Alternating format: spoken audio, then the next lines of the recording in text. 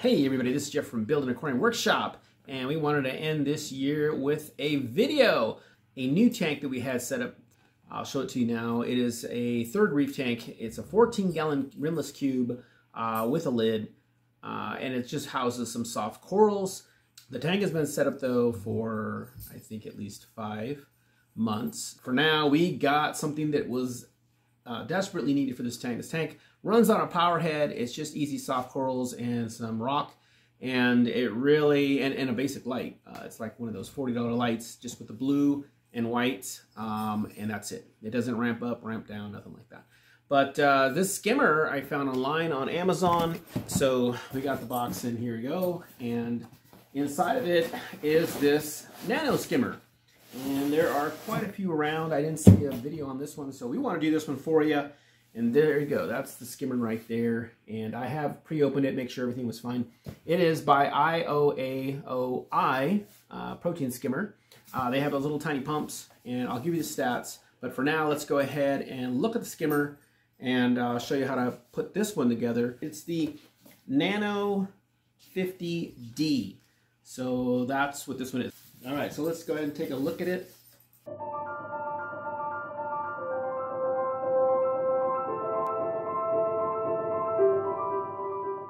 It was packaged much nicer than this. I kind of just threw it back in there. But yeah, it's in pieces. There's not much to put together though, so they're very easy.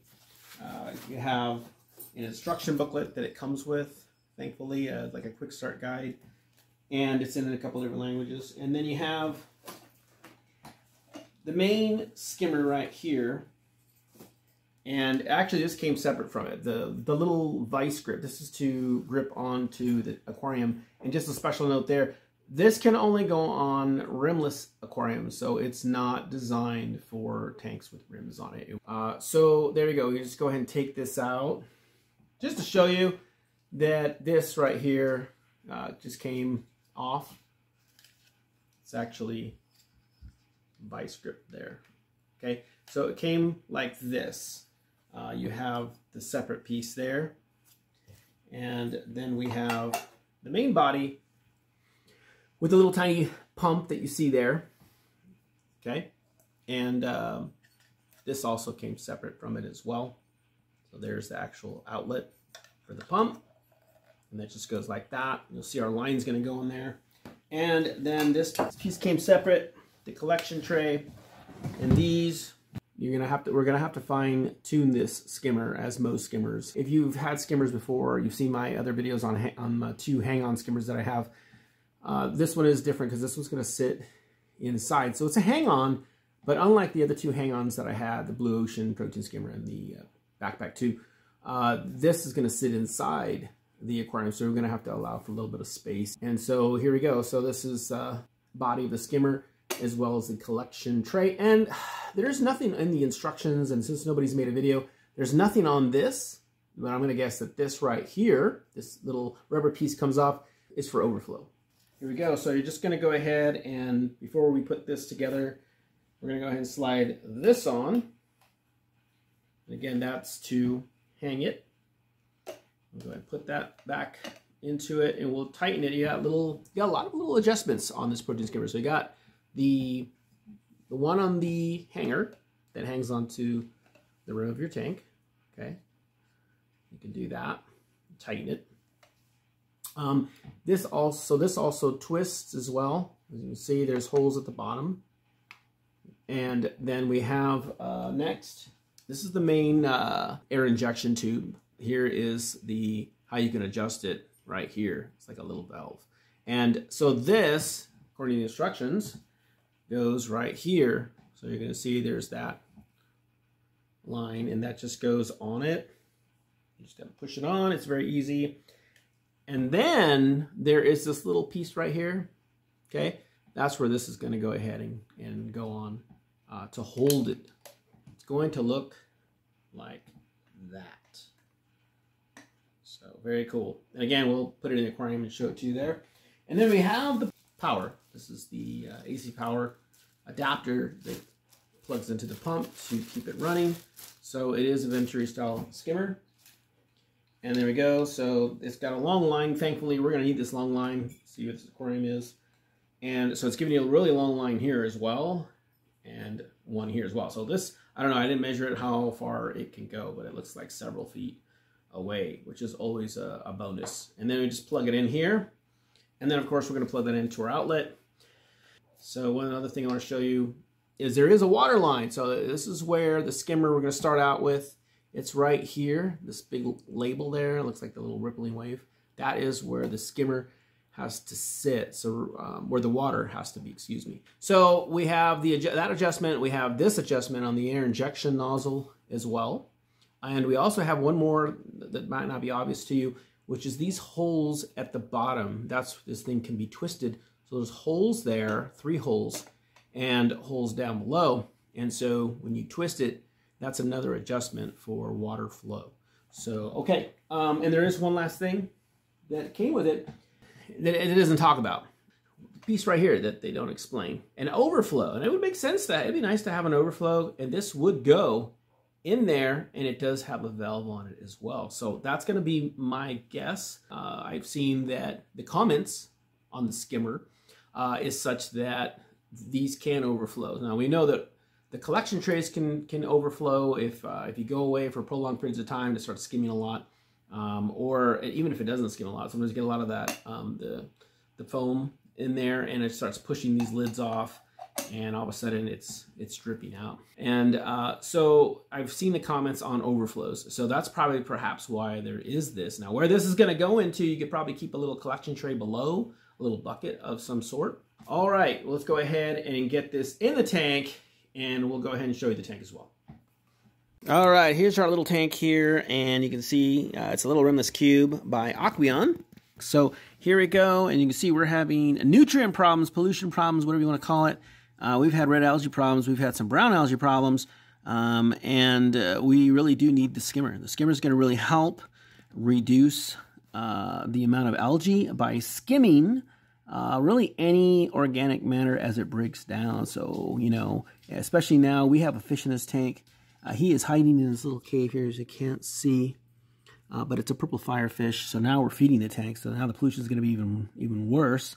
We were using phytoplankton. I'm going to show you this clam in the back. So you can see there's this leather in the front. There's a little Duncan coral underneath him.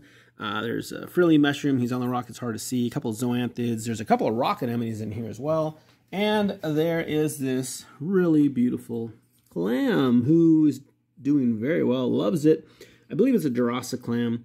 And so there you go. There's this little cute tank that really would benefit from a skimmer. We did put in a couple snails. There's, I think, 4 snails in here, but one of them's tiny. He's a little bumblebee. So I don't think he eats a whole lot. The snails that we bought, you can see them right there. He's active even during the daytime. There's one on the rock, and you can see they cleared that rock very nicely. You see all the white. It was looking like the other rocks. So that's good news. We could have a nicer, cleaner looking tank, and that's what our goal is. All right, so let's go ahead and get this skimmer set up here. And this is the part I'm talking about. As you can see, this piece right here, that's going to have to come off for now. And there's always a possibility of cutting into it where the skimmer can then hang in this corner. We'll see how much space we're going to need. So, but for now, we're just going to remove this piece. This piece is removable. All right, here we go. We put it in the tank. We turned off the power head for you. We relocated it right here just for now because it's this skimmer. If I put it on that side, it's going to block the clam. So until we can relocate the clam, we're going to put the skimmer on this side. All right, so here we go. This is the power right here, the cable. We're just going to plug it in. Got the other side plugged in. And here we go. The skimmer is going to start. Let's start it up. Let's go ahead and get you a close-up view of that. Now, the 2 adjustments you need, obviously this one right here, the hanger, but also the one behind there. Probably can't see it. There it is right there. Get my finger pointing to it, that other blue knob. You got to tighten that up based on the water level in your aquarium. The other thing we have right now, it's on half right now. So right here, this where that adjustment is back there, right? The if we can see it there, we can see it right there. Okay, that's on half full, half open rather. So that's the air injection nozzle, so it's not full open, and you can see, you know, I think the instructions said you don't want to start it full open, and we didn't, and you can see the bubbles coming. See the Venturi skimmer working. According to the instructions, also, the bubbles will settle out. There is no bubble trap like other skimmers. It should go away, it says, after a few days. In my experience, maybe a week or two.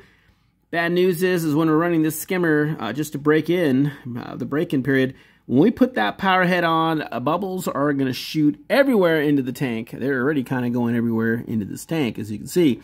So that's a negative, but as long as the bubbles do go away, like it says, then it won't matter.